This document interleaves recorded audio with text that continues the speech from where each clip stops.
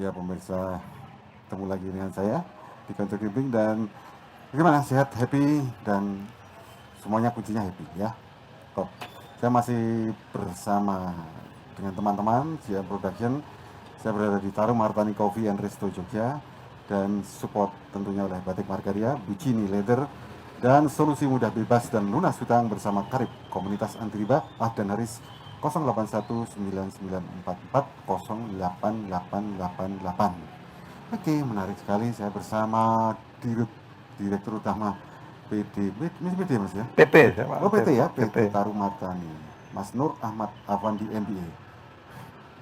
Mana bos? Salam, salam sehat. Ya, ini pabrik cerutu Tarum Martani di Bajiro, ya. Ya. Sangat terkenal di Jalan Kolonel Bambang Suprapto nomor 2A. Dulu namanya Jalan Argo Lubang. Argo Lubang. Argo Jadi kayak Lubang. gitu ya. Ini kompleks sejak zaman Belanda, berdiri tahun 1918. 2012 dan sampai 2021 cuma 3 kali ya ganti. Iya, dari zaman Belanda namanya dulu Negresco, dari 1918 memang produksi cerutu untuk ekspor. Kemudian tahun 42 zaman Jepang diambil oleh Jepang, diganti nama Java Tobacco Kojo. Kemudian zaman kemerdekaan tahun 45 diambil oleh pemerintah Republik Indonesia. Dalam itu juga masih terus berproduksi. Dalam perkembangannya ketika Menko Equin dijabat oleh Ngerso Dalem Sri Sultan Hamengkubuwono ke-9, nama Java Tobacco Kojo diganti dengan Taru Martani. Artinya apa? Taru itu artinya daun, Martani itu kehidupan. Jadi Taru Martani artinya daun yang menjadi kehidupan atau daun yang memberi kehidupan. Baku. Ya. Dari 1918 sampai 2021 itu bisa digambarkan secara singkat grafiknya bagaimana secara usaha? Pada saat tahun 1918 itu posisinya CV Negresco itu adalah bagian dari perusahaan multinasional Negresco di Belanda. Jadi waktu berdiri memang langsung besar. Itu karyawan sekitar 500. Tahun itu ya? Iya, tahun itu. 1918. Ini luas lahan 2,5 hektar, luas bangunan pabrik itu 8.920 meter. Waduh. Jadi memang ini perusahaan yang besar dengan jumlah karyawan yang besar. Tapi dalam perkembangannya, begitu lepas dari Negresco, kemudian berdiri sendiri menjadi perusahaan nasional, rupanya ada pengaruh akses ke luar negerinya agak berkurang, sehingga cenderung berkurang sampai dengan era Orde Baru itu karyawan 200. Karyawan 200. Nah, pada perkembangannya 200 karyawan ya masih tetap berjalan biasa, tetapi sekarang ini ganti strategi bisnis. Kalau dulu itu hanya mengandalkan order kemudian diproduksi, artinya tailor made ya, jadi tukang jahit gitu ya dari agen-agen yang ada di luar negeri. Sekarang kita masuki ke bisnis modern yang berproduksi dan menguasai pasar. Maka sekarang kita aktif untuk mencari informasi dan menganalisis pasar, dan produksi berjalan terus. Maka tahun 2020 ini karyawan tetap 204 orang, tetapi nilai produksi kita secara tonase kalau 2018 itu 46 ton, 2019 itu 76 ton, 2020 itu 241 ton. Waduh, meningkatnya keren banget ya. Ya, meningkatnya kalau di persentase sekitar 340%. Situasi pandemi juga ternyata membawa berkah ya. Membawa berkah. Betul membawa ya? berkah. Ya. Dan kita lihat juga salah satunya media yang mungkin menjadi berkat bagi kita itu ya kafe. Ini kafe Tarum Martani Cafe sejak Oktober 2019. Yeah. Dan ini menjadi tempat yang dengan prokes tapi hidup terus. Iya, jadi ya kan? Dulu kami gelisah bagaimana caranya untuk berkomunikasi dengan pasar pada kelas anak muda milenial. Iya. Nah, saya ingat waktu itu sarannya Mas Kimpling malah. Jadi anak muda itu kan cenderung suka nongkrong, suka main medsos. Dulu hanya ada satu pendopo. Ya, dulu hanya satu pendopo. Enggak jelas itu untuk pos penjagaan atau apa ya? Dulu waktu itu hanya untuk perdagangan koperasi karyawan. Nah, waktu Mas Gimbling memberikan masukan tentang anak muda itu akhirnya matching dengan produk yang kita kembangkan. Jadi Cerutu kita mengembangkan sigar untuk kalangan anak muda yang kita kasih brand, kita kasih merek Negresco dan Borobudur. Kemudian tembakau iris atau yang dikenal dengan sek dalam bahasa asing itu juga begitu. Dulunya kita memasarkan tembakau drum itu impor. Nah, kita create untuk memasarkan produk sendiri. Nah, akhirnya dengan simultan dengan pengembangan produk kita mulai bikin kafe ini. Itu grand opening di Oktober tahun 2019. Nah, mulai awalnya kafe ini niatnya hanya memberikan tempat anak nongkrong. Umumnya kan preferensi mereka itu mencari tempat nongkrong yang ada leisure gitu ya, ada nuansa leisure, ada nuansa rekreasi. Nah, rupanya tepat. Ini tempat di tengah kota, tempatnya terbuka, halamannya luas gitu ya, sehingga suasananya suasana rekreatif gitu, sehingga mulai rame. Nah, baru kami sadar, oh ternyata anak-anak nongkrong, main medsos, maka di mana-mana kita kasih band Tarumartani, sehingga kalaupun foto dimanapun itu nama Tarumartani. Nah, sejak itu marketing kami merasa memperoleh momentum, memperoleh momentum bahwa kafe ini rupanya menjadi alat yang tepat untuk media marketing. Jadi kalau ngomong uang perputaran kecil tetapi item terjual banyak. Gitu ya? Artinya anak nongkrong yang di sini itu banyak. Ini kan kelihatan toh dari buka pertama itu berapa kursi? Ya, buka pertama itu 36 kursi. Kemudian sebulan kemudian menjadi 60 kursi. Kemudian sebulan kemudian itu menjadi 100 kursi. Sekarang ini tersedia 78 meja kali 4 kursi. Wah. Berarti ya sekitar 200 dan 250. Istimewanya tempatnya cukup luas sehingga enak aja mau memperluas kemana-mana kan. Iya. Parkirnya juga nyaman. Ini Tarumartani lah hikmahnya, berkahnya ya. Hikmahnya. Nah, yang menarik adalah tadi Negresco untuk Cerutu yang kecil ya, yang untuk jadi anak muda itu ini karena Cerutu kan beda dengan rokok ya. Ya, Cerutu beda dengan rokok. Hanya di kumur ya kalau Cerutu ya. Jadi kalau rokok itu umumnya mereka menghisap inhale sampai ke paru-paru. Nah, kalau Cerutu itu hanya dinikmati di mulut hingga di kumur-kumur. Nah, ketika kita punya produk yang ukuran-ukuran besar, jadi Cerutu itu ukurannya universal. Cerutu itu secara internasional itu baik penamaan ukuran itu universal.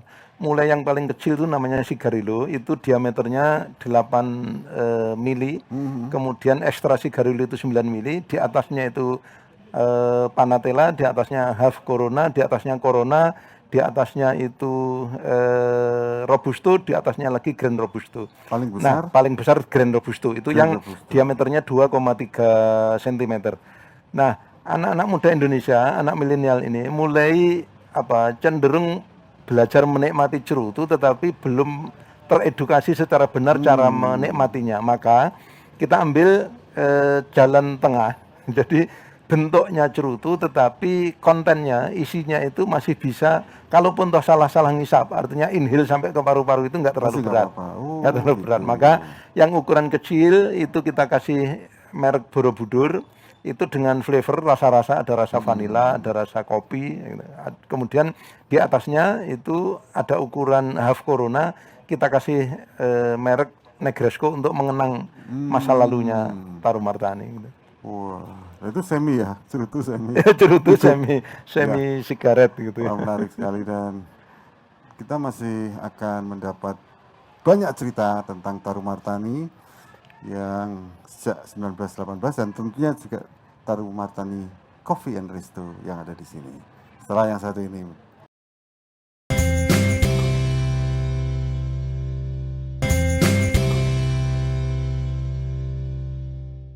Ya pemirsa, masih ketemu saya masih di Tarumartani Coffee and Resto Jogja, dan disupport sahabat-sahabat setia Batik Margaria, Bucini Leather, solusi mudah bebas dan lunas hutang bersama Karib Komunitas Anti Riba, dan Haris 081-9944-08888.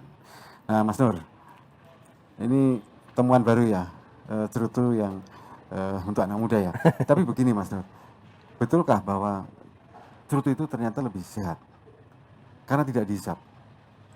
Ya, yang pertama cerutu itu tidak dihisap sampai ke paru-paru, Ya. sehingga risiko risiko penyakitnya itu pernafasan dan ya sebagainya risiko paru-paru. risiko mempengaruhi pernafasan itu sedikit. Kemudian yang kedua, cerutu itu semuanya dari bahan herbal. Jadi Nah, kalau orang bilang mengkonsumsi herbal, cerutu itu ya 100% herbal karena kalau sekarang kan kalau rokok kan ada yang filter, ada yang mesin ya. ya, Dibuat dengan mesin. Tidak ada ya. dan kalau mesin itu pasti menggunakan kertas, menggunakan kertas atau paling tidak HTL. HTL itu daun yang dimasak sedemikian rupa menjadi kertas.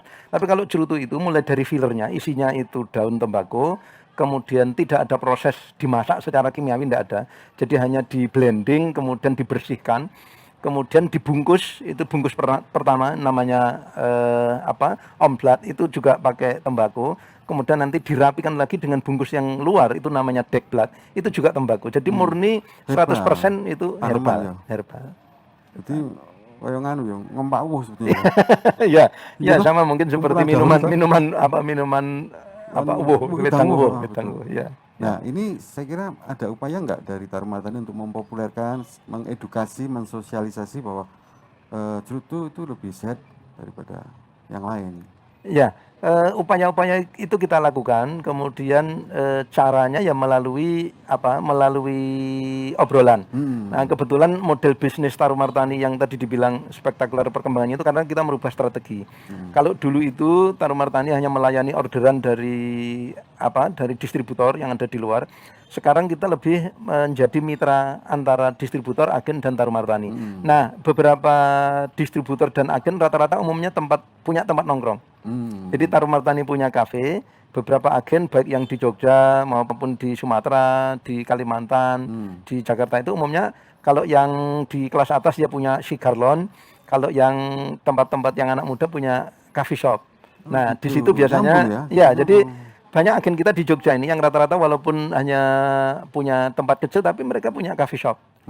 Dan itu media untuk ngumpul dan untuk melakukan edukasi bagaimana mengkonsumsi sigar atau cerutu yang benar gitu. Oke, menarik sekali ya. Jadi usulan Mas Kimling untuk bikin kafe akhirnya menjadi model bisnis kita. Itu waktu itu juga nggak usul ya. Udah mangkel. Ini tempat luar biasa kok. Waduh, cuma ada pendopo satu tapi nggak optimal. Jadi ternyata langsung buka langsung brul gitu ya. Iya, alhamdulillah ini berkah. Nah, Mas Nur, saya mendengar juga bahwa PT Tarumartani sebagai badan usaha milik daerah pemerintah Provinsi DIY itu cukup berprestasi di tahun ini. Alhamdulillah. Dalam hal penyetoran PAD ya, pendapatan asli daerah. Bagaimana ceritanya? Ya, jadi kalau dulu itu mungkin karena kondisi bisnis maka lebih mengutamakan untuk survive gitu ya, untuk survive. Kemudian ketika saya juga waktu itu ada di pemerintahan di DPRD, orientasinya itu yang penting jangan ada PHK dan kesejahteraan karyawan terjamin. Itu maka kemudian akhirnya setoran ke pemerintah itu tidak menjadi domain yang utama gitu ya. Tetapi dalam perkembangannya pemerintah pusat maupun daerah kan sekarang memang berharap betul pendapatan dari usaha negara maupun usaha daerah itu menjadi bagian dari sumber pendapatan daerah. Maka akhirnya kita kelola betul untuk menjadi bisnis yang modern, termasuk tadi itu upaya-upaya perubahan strategi bisnis, kemudian upaya marketing seperti yang kita mendirikan kafe seperti ini, yang akhirnya memang pilihannya ya harus efektif, efisien, dan produktif. Nah, maka upaya-upaya itu terus kita lakukan, yang akhirnya kita menikmati.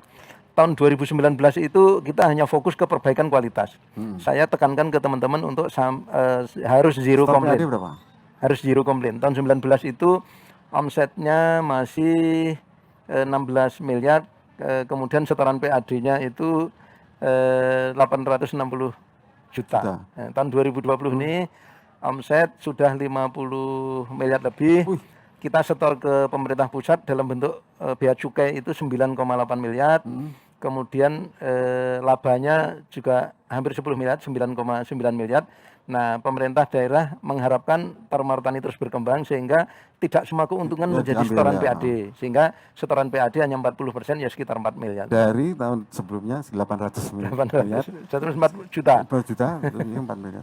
Ini luar biasa dan ternyata pandemi ya hikmah ya, berkah betul ya. Ya, berkah banget. Iya. Dan saya kira untuk kafe ini tidak bisa dipandang sebelah mata kan, bahwa perputarannya juga saya kira akan semakin besar dan kualitasnya dan price-nya juga Ya, akan semakin sebagai besar juga. sebagai bisnis modern yang waktu itu Mas Kimpling sampaikan bahwa ini tempat yang bagus untuk apa? Untuk nongkrong dan untuk edukasi anak-anak muda. Ternyata benar waktu awal kita mau mendirikan kafe ini kita melakukan riset kecil gitu ya. Preferensi mereka terhadap tempat nongkrong itu satu ada nilai leisure, ada nilai apa? Sesuatu ya. apa? Ada nilai rekreasi gitu, Rekreasi, rekreasi. Maka kemudian kita buat kita buat open door. Yang kedua, itu mereka cari tempat nongkrong yang memberikan experience. Nah, kita memberikan experience bahwa ini tempat nongkrong bisa menghisap cerutu di tempat pabriknya. Gitu. Ya, Jadi bukan di toko, bukan di, tapi ini nongkrong bisa ngisap cerutu di tempat Tapi pabriknya yang sudah 100 tahun pengunjung lebih. kafe ini belum bisa tur ke lihat produksi ya? Kalau Nah, lihat itu produksi perlu hanya pada jam kerja Ya kebetulan. simulasi toh. Iya, betul, Bisa betul, toh. betul. Itu bisa. Malam toh. Ya Pak Nur sendiri ngeracik malam kan. betul, Di road ngeracik Ya. langsung Ya, disaksikan pengunjung itu bisa malam memberi itu. experience baru Iya. ya, memberi pengalaman baru. Ya, betul. Jadi khusus dibikin Ya. wisata. Ya, betul. Nanti suasananya Ya. dibuat tahun 19 mendekati 1918 jadi kostumnya itu ya. kayak ada Ya. apanya mandornya segala macam itu Iya, betul. keren. Ide baru itu, ide baru. Ya. Nah, jadi kesimpulannya tahun 2020 BUMD termasuk BUMD berprestasi nih ya. Alhamdulillah. Ya. Dan kita juga menginginkan semakin besar lagi kan. Ya, kebetulan kita dapat tugas dari pemerintah daerah. Jadi tugas yang pertama itu bagaimana membuat perusahaan ini survive dan establish gitu ya. Nah, itu sudah. Artinya pada produksi cerutu 241 ton itu setoran PAD ya pantas gitu ya, sudah pantas sampai 4 miliar. Kemudian kesejahteraan karyawan ya alhamdulillah kita bisa memberikan Nggak ada THR, PHK ya? bisa ada Nggak ada PHK insentif sampai 2 kali gaji ya? gitu ya. Tapi nggak ada PHK ya? Nggak ada PHK, bahkan kita nambah karyawan. Selama pandemi ini kita nambah 18 karyawan. Wih, luar biasa. Nambah. Belum yang kafe. Belum yang kafe. Kafe ini Kafe menambah ini lapangan pekerjaan berapa nih? 19 orang. 19 orang. Ya. Luar biasa. Jadi kafe nambah 19 orang, di pabrik nambah 18 orang, jadi kita nambah hampir 40 orang. Nah, kaitannya dengan tadi yang kemungkinan berkembang, kita setelah usaha jalan, kemudian kafe di 2019 ya atas berkat dan doa teman-teman ya jalan, maka di 2020 itu kita dapat tugas. Satu, mengelola cadangan pangan daerah. Alhamdulillah yang sudah kita kelola itu titipan dari Pemda DIY, Kabupaten Sleman, Kabupaten Gunung Kidul, dan Kota Yogyakarta. Ketahanan pangan ini. Ya, ketahanan pangan. Nah, sambil kita mengelola ketahanan pangan, sekarang kita juga dagang beras. Oh, gitu. Dagang beras. Nah, dalam perkembangannya, akhir tahun 2020 kemarin dapat perintah baru lagi dari Pak Gubernur untuk membantu menyerap hasil pertanian agar harga gabah itu stabil pada tingkat yang petani tidak merugi. Oke, menarik sekali, menarik sekali. Jual tembakau, cerutu, dan beras. Jadi satu lokasi. Kita akan kupas demikian bagaimana detailnya, tapi setelah yang satu ini lewat teman-teman.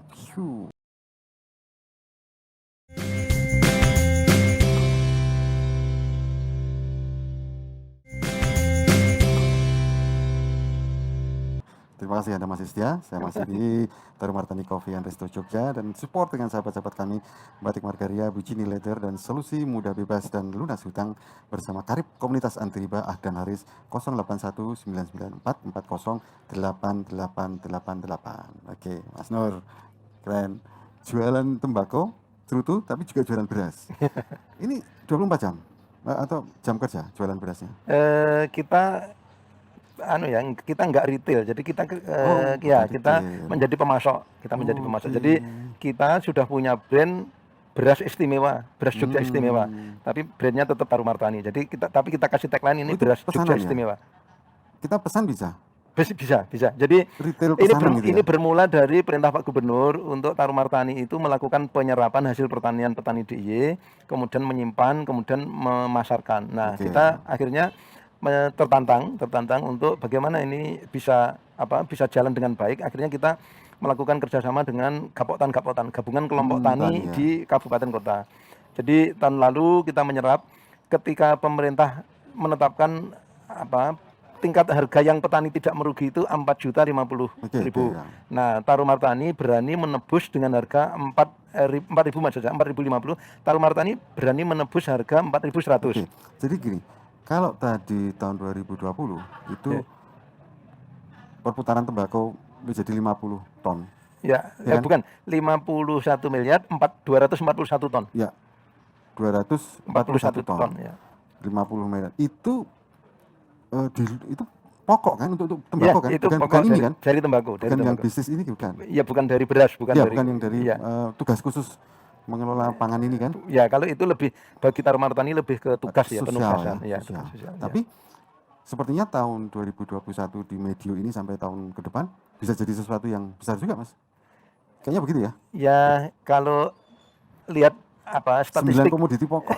lihat statistik dalam 3 bulan terakhir yang tembakau kebetulan juga naik, kafe ini juga naik. Nah, yang dagang beras itu kebetulan juga naik. Jadi kemarin akhirnya Pak Sekda memberikan tantangan. Kalau begitu tahun 2021 harus naik lebih lebih besar dari tahun 2020 gitu. Trennya begitu ya. Trennya begitu dari 3 Januari bulan sampai ini Maret sampai ini. Maret ini menunjukkan tren yang lebih baik year on year dibanding tahun lalu itu tahun 2021 ini 3 bulan tahun 2021 itu lebih baik dibanding dengan 3 bulan tahun Wah, luar 2020 biasa. ya. Ya.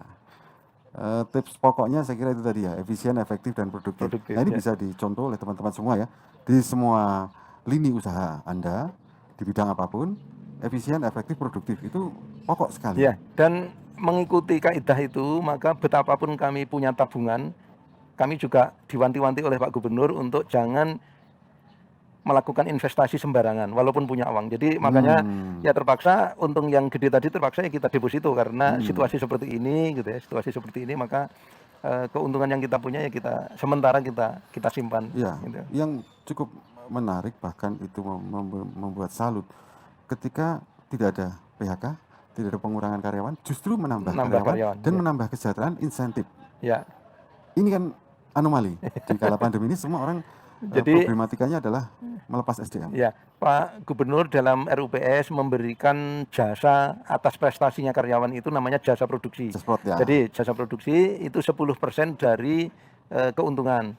Jadi total 10% dari 9,8 miliar ya 985 dibagi 200 karyawan. Jadi ya rata-rata mereka terima 2 kali gaji. Wah. Itu belum terhitungan ya, THR dan Ya, belum di luar kan, di luar. Luar biasa Tarumar Tani. Nah, Mas Dur sendiri waktu mendapat tugas menjadi Direktur Utama Tarumar Tani, sebetulnya apa yang membuat mungkin was-was atau malah tantangan gitu? Ya, semula saya agak kaget gitu. Jadi suatu Kan hari take off-nya lama ini. Ya, ya, suatu hari saya dihubungi oleh Pak Sekda DIY diminta untuk kembali ke Jogja karena posisinya waktu itu di Jakarta. Kemudian diminta untuk kembali ke Jogja mengelola Tarumar Tani. Wah, saya agak bingung juga. Bingung juga karena saya enggak pernah bergelut di bidang industri tembakau gitu ya. Dan saya juga kebetulan enggak ngerokok. Tetapi saya pikir yang menantang karena waktu itu beliau sudah Pak Gubernur sudah memberikan ancang-ancang. Saya berharap Tarumar Tani ditata dengan baik, kalau sudah berjalan baik akan diberikan tugas yaitu mengelola pangan tadi itu. ya. Jadi maka kami merasa tertantang karena di situ ada nilai sosial ya. Ya. Ada nilai sosial politik yang tinggi bagaimana menjamin ketahanan Jadi pangan. itunya itu. yang mancing ya? Ya, itunya yang mancing. Tapi dalam kaidah bisnis kan kita nggak boleh melakukan ekspansi kalau core bisnisnya nggak mapan dulu. Maka di tahun pertama saya di sini saya fokus untuk menata core bisnis. Lokomotifnya harus beres dulu. Iya, harus beres dulu. Dapurnya harus beres dulu. Tarumar Tani Coffee, lenang sekali di Bacirot, tempatnya parkir luas dan asik tempatnya. Ya kan? Ini lama-lama juga tambah gede nih kayaknya Mas. Ya, dulu kita nggak nyangka. Nggak nyangka kalau akan berkembang besar seperti ini dan responnya masyarakat juga sangat positif. Rupanya ada beberapa hal yang sering mereka sampaikan sebagai pertimbangan untuk nongkrong di sini. Yang pertama, tempatnya terbuka sehingga orang nongkrong tidak merasa saling terganggu dan bahkan mungkin udara bebas sehingga kalau dibilang ini ya healthy coffee shop gitu ya. coffee shop yang sehat. Gitu. Yang kedua, tempat parkirnya luas sehingga mereka datang berapapun kapanpun itu pasti tertampung gitu, karena halaman kita itu rata-rata bisa menampung sampai 80 mobil. Yang menarik, tapi saya yakin sedang dirapatkan terus. Sementara ini parkirnya gratis. Sementara, tapi insya Allah selamanya akan gratis. Oh gitu ya? Ya, selamanya akan gratis karena kami merasa bahwa ini betul-betul tempat nongkrong untuk tempat nongkrong untuk sosialisasi perusahaan. Jadi bagi kami tidak terlalu penting mencari pendapatan dari parkir. Gitu ya. Ini betul sekali. Tapi ini menjadi sangat sesuatu yang sering dibahas karena parkirnya. Dan bahkan saya pesan ke manajer kafe Mas Andi itu, saya bilang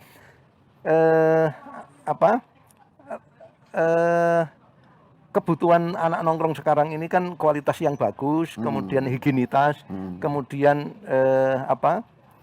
parkir tadi, maka insya Allah selamanya parkir akan gratis. Kemudian kebersihan, saya kalau nongkrong di sini kalau lihat tempat kotor mesti saya selalu minta mereka untuk segera membersihkan. Yang ketiga, makanan yang higienis dan harga terjangkau.